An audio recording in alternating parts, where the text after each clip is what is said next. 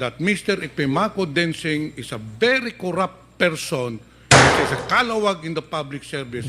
He has been asking commissions for the release of funds for the school buildings. With You are lying, Architect Mr. Densing. Texon. Order, I please. can cite you for 1 minute Mr. Chair. suspension Mr. is Chair. declared by the chair.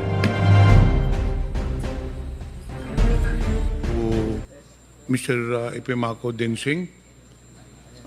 Mr. Densing, are you still connected with DepEd? Your Honor, may I, Mr. Chair? Yes, Mr. Epimaco I left Densing, DepEd you are effective recognized. September 30, Your Honor, September 30, 2024. 2024. Bakit po kayo umalis sa DepEd, Mr. Densing? With the intention of running for public office, Your Honor. Hindi ba kayo tinanggal sa DepEd? Hindi po. Because from what I gathered, you were made to submit a courtesy resignation. Opo, ahead. Yes, Opo. you did. Opo. And your courtesy resignation was accepted. Tama po yan. It was short of saying, a courteous way of saying that you are out of DepEd. Actually, from the information that I got, nakiusap ka pa na ma-retain dun sa DepEd. No, But hindi the po. administration did not allow it. But anyway, Yusek Densing, may I remind you to please address the chair? I apologize, Mr. Chair. Okay, thank you. anyway, that is another matter. Kailan po kayo na appoint sa DepEd, Mr. Densing? Effective, yung document is July 18, 2022, and I acted as Chief of Staff until December 31, 2022. July 18, 2022 to September 30, 2024. Apa. So, yung first appointment mo, pagpasok mo sa DepEd, anong binigay na position sa iyo? Until December 31, Chief of Staff muna po ako. Dahil ina-arrange Staff. pa yung mga, ina-arrange pa yung mga bagong appointees at the time. I was the first appointee at the time, Your Honor. No, when you entered July 18, were you appointed as Chief of Staff, Undersecretary? At Undersecretary, Chief of Staff, yes. Undersecretary. Chief of Staff, yes. Undersecretary for what? Chief of Staff. So concurrent yun, Undersecretary and Chief of Staff. Tama po. That was the first position You at the served time. then as Chief of Staff of Vice President Sara. Tama po yan, as of December 31. So sabay kayong pumasok. Ahead lang ba siya? By July 1 po siya. Ako July 18 officially. Aside from the DepEd portfolio, ano pang government service na napasukan mo na? Prior to DepEd, I was DILG Undersecretary. From what year? From 2018 to 2022, and I entered DILG as Assistant Secretary for Plans and Programs from 2016 to 2018. Prior to the ILG appointment. I was from the private sector, Your Honor. So in short, as a government public servant, you only served as DILG Assistant Secretary and DepEd Undersecretary. Tama po yan. 8 years in total, Your Honor. Aside from being a Chief of Staff, ano pa bang ang designation sa inyo? Nung first 6 months po, in office, yun lang po. Then when the Matatag agenda was formulated, the form reform areas included infrastructure. So by January 31, during the basic education report, I was announced to take care of the infrastructure strand, newly created, Your Honor. So what does that cover? You were in charge of the school infrastructure and facilities. Tama po yun. Is this a division or the department? Or a program? Ano bang ibig sabihin nitong It's a school? strand, Your Honor, like the curriculum and teaching strand, like the administration strand. So it's a policy level position, Your Honor. So what covers, anong mandato mo dito sa school infrastructure and facilities? It's to create policy on how infrastructure should be made, creating the long-term strategic direction. Nagkaroon kami ng comprehensive school infrastructure development plan for 2030. Then, coordination with DPWH because the implementer of the new construction of DepEd is DPWH, not DepEd. Were you involved in the procurement of the school buildings? No, Your Honor. But you were in charge of the allocation of the budget of the school buildings? The identification, Your Honor. We have a committee to do that. And ikaw ang in charge doon sa identification. Ako po ang in charge, pero sabihin, I had a committee created for the identification. Okay, ano ba ang mga programs doon sa school infrastructure and facilities? So it includes, Your Honor, new construction implemented by the DPWH. Then we have the school furnitures implemented by the regional offices. And we have the last mile school, electrification, water systems, and implemented by the division offices. So if you started in 2022, in short, you handled the budget for 2023 and also for 2024, hindi po ba? For the school buildings. For the 2023 po, hindi po. The school buildings was under the administration strand. So I only took over 2023. What was the budget? What was the budget of the 2023 school building program? The original budget was 5.9 billion. Yun po ang nasa NEP. And it That was for 2023. 23 po. That i-explain ko yung original po. 5.9 billion sa NEP. It was only limited to 5th and 6th class municipality. Then paglabas po ng JA, nadagdagan po ng 9.7 billion. So a total of 15.6 billion. 2023 JA. For 2024, 2024 sa NEP po is 19.7. By when the JA came out, it became 24.7 billion for 2024. so recovered din ng SIF yung Basic Education Facilities Fund programs, hindi po ba? Opo. Tama po yun. So under din sa iyo yun, Ang alin po yung? yung BEFF, the Opo. Basic Education When you say Facilities BFF, and that's the Programs. total infrastructure program.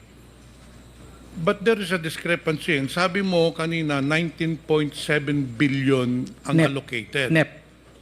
But it states here that in the 2023 GAA, the amount of 23,417,897 pesos was appropriated in the GAA for 2023. Your Honor, that's BFF. So that includes new construction, which is 15.6 billion, my electrification, my water system, my repairs, around 4.9 billion, and I think last mile school. So a total of 23 billion, Your Honor. So you were the one in charge for the identification. Tama po yan. Aside from the identification, ano pa ba ang mandato mo as a Undersecretary? What exactly is your designation? Undersecretary for what? For operations, for administration? Starting 2023, Undersecretary for School Infrastructure and Facilities, starting 2023. So, sakop mo nga lahat ng mga school buildings. Tama po. Okay. So, you were the ones who decided sinong bibigyan ng school buildings kasi sabi mo kanina, ikaw ang nag-identify. So, you were the ones, kasi ang proseso po niyan, nagpapadala yung mga school superintendent division or rather the schools division in each district or in each province, they have proposals for the repair, for the construction, and it goes to your office. And then, ikaw ang nag-identify sinong popondohan. Dahil hindi naman pwedeng pondohan lahat, hindi po ba? Tama po.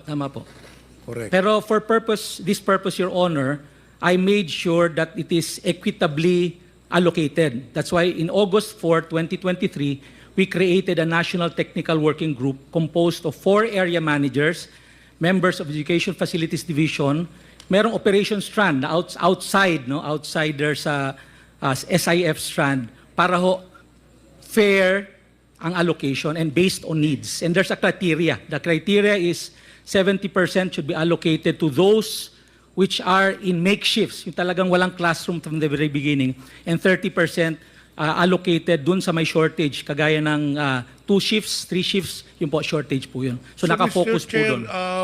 merong committee na nagde-decide Tama po yun. kung sinong bibigyan ng allocation. Opo. Based on the proposed list of the divisions. Hindi Tama po. po ba? We assume na validated na rin siya. So in short, ikaw talaga ang nagde-decide kung sinong binibigyan. Once na nagawa na ng listahan ng yung komite, I just accept it as is because I assume that they follow the criteria that we set. But I think you're the one who is really deciding because if I recall, during the budget hearing, Mr. Chair, for 2023, ang pinadala po ni Mr. Dinsing during the party consultations, pinadala ng DepEd during the party consultations, if you remember, for every budget hearings, before the pre-plenary budget hearings, may pinapadala po ng mga representative, in most cases it's the secretary. I recall in 2023, during the budget deliberations, kayo ang pinadala na regarding sa mga school buildings. Tama po yun. I remember that was, I think, third week of August 21 or 22. Tapos at that time, tapos na po yung listahan na ginawa ng National Technical Working Group. I think the list was supposed to be around 15.1 billion. Yun po ang pinresent namin sa consultation. So in short, you really have a big role. You have the big role in identifying and allocating funds for the different divisions with regards to school buildings. Hindi po ba? Tama po, tama po. Ngayon, ang tanong ko, in the 2024 budget or the National Expenditure Program, there was an allocation for Surigao del Sur, in fact, 2 districts. One in the amount of 103 million pesos for, if I'm not mistaken, Tagbina National High School, and another 70 million pesos for Barubon National High School. But unfortunately, in fact, there was already a notice from DepEd to DPWH to conduct the biddings already. However, all of a sudden, the biddings were stopped because accordingly, the funds are not available. Paano po nangyari yun, Mr. Chair? Na nakalagay na nga doon sa National Expenditure Programs, pagdating doon sa 2024, nawala yung budget. Ang nangyari po noon, Mr. Chair, sabi ko nga, meron na identify na 15.1 billion yung National Technical Working Group, which we adopted as is. Yun po ang present namin sa mga ating congressman. But Mr. Chair, it was already included in the NEP. Paano mawawala yun? Ang nangyari po, Mr. Chair, ganito, nung paglabas po ng General Appropriations Bill, yung 19.7 naging 24.7 billion, pero yung 14.7 billion nagkaroon po ng Annex A. In other words, these are the projects identified by the various congressmen. So, yung aming 15.1 nawala. So, since nawala siya, ang una namin ginawa, yung lahat ng may malalaking allocation na 100 million pataas, yun ang una namin kinat para ma-allocate sa mga maliliit. So, yung aming 15.1 at the time naging 5.8 billion na lamang, lumiit po ng husto. So, Mr. Chair, in short, you took it upon yourself to cut the budget without notifying the congressmen. Sabi mo kanina, may mga identification mga congressmen. You took it upon yourself, being the head of the SIF, to cut the budgets of the different proposed school buildings. Ganun ba? That was because there's no more budget in the General Appropriations Bill. We had to cut for that everybody will also be allocated. So how did you decide, Mr. Chair, kung anong kapuputuloy, anong tatanggalin doon, anong bibigyan? Well, ang decision lang muna is tanggalin yung mga malalaki, which is yung mga 100 million pataas, 80 million taas. Because, Mr. Chair, as I already mentioned, the policy was really to go multi-story kasi wala na pong buildable space. Kaya medyo malalaki po yung ating building ngayon to maximize buildable space. So, yun po ang nauna. Yung mga 100 million pataas, 80 million pataas. So, yung natira mga 50, 40 million, two-story, three-story. Ninyo yung multi-story, tinanggal ninyo dun sa district ko, Mr. Chair. Yun ang tinanggal ninyo. Well, and not only that, there was also a 200 million peso project in District 1 na tinanggal din ninyo. Hindi ako familiar in detail, pero I don't remember there's a 200 million school building in any school for that matter. You know what, Mr. Chair? I'll give you an explanation bakit ninyo tinanggal. Do you know a certain Mr. Greg Murillo? Yes, sir, Mr. Chair. Sabi ko kanina, Mr. Chair, the 180 million pesos was already included in the National Expenditure Program. but upon bidding, it was recalled. But prior to the bidding, this Mr. Greg Murillo, who's a close friend of Mr. Dinsing, called me. At itong sinabi niya, "Kamusta po kayo, Congressman?" Sabi ko, "Mabuti naman." "Congressman, meron po lang kayong budget na 170 million pesos para sa district mo." O sabi ko, yun nga, naka-schedule na for bidding. In fact, binibidding na yata. "Sir, pwede daw muna, mag-usap daw muna kayo ni Mr. Dinsing. Those exactly the words of him, pwede tayo magharap-harap tayo.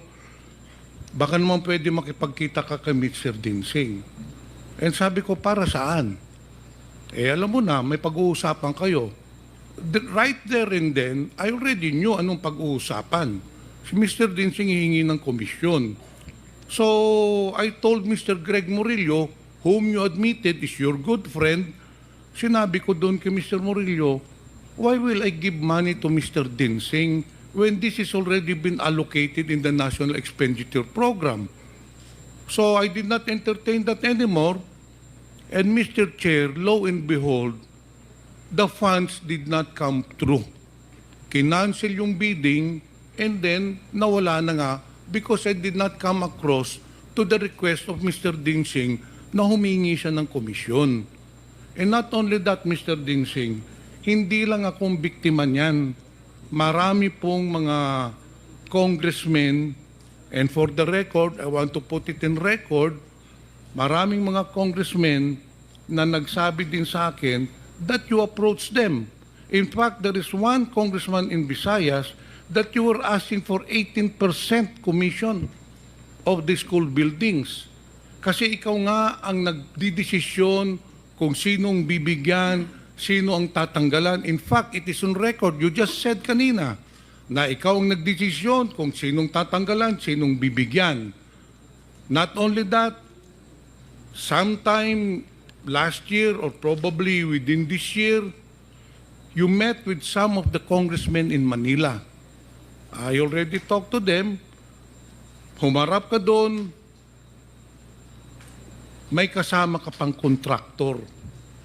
Do you know a certain architect, Ralph Tecson? Yes, yes, sir. Yes. Yung po ang kasama mo nung humarap ka sa congressmen sa Manila.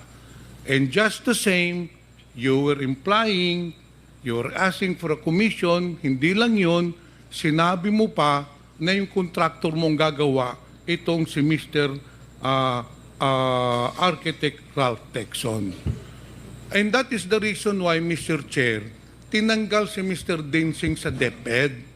He did not resign. I knew from the very beginning that he will be taken out because there were already anomalies in the distribution and the allocation of school buildings program.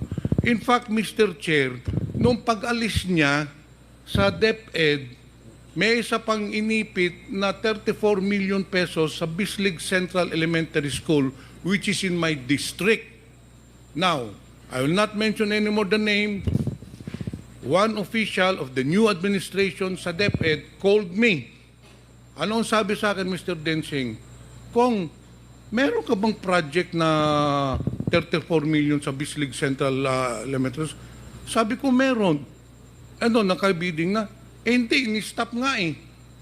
Sir, ito, ilalabas na ho namin. Inipit ho ni Mr. Dinsing. And that is the reason why, Mr. Chair, this person was taken out of DepEd because of his anomalous practices in DepEd. Yun po ang katotohanan niyan. Nakiusap ka pa na ma-retain ka pero hindi na tinanggap ni Senator Sani Angara, and that's good for DepEd because you have been doing the rounds para ka nagbebenta ng isda. Inaalok mo sa lahat ng congressmen ang allocation ng school buildings asking for a commission. Mr. Chair, may I now respond?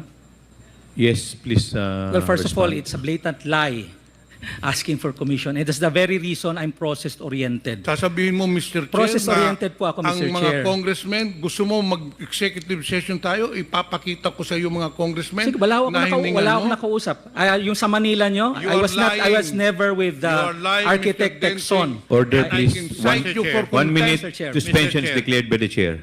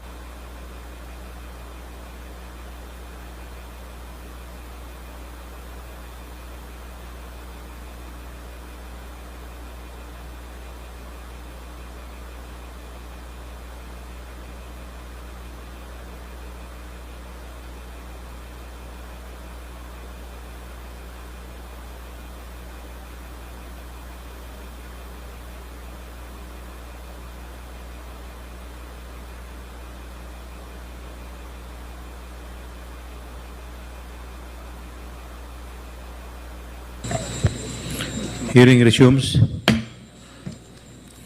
Mr. Chair, Congressman Johnny Pimentel.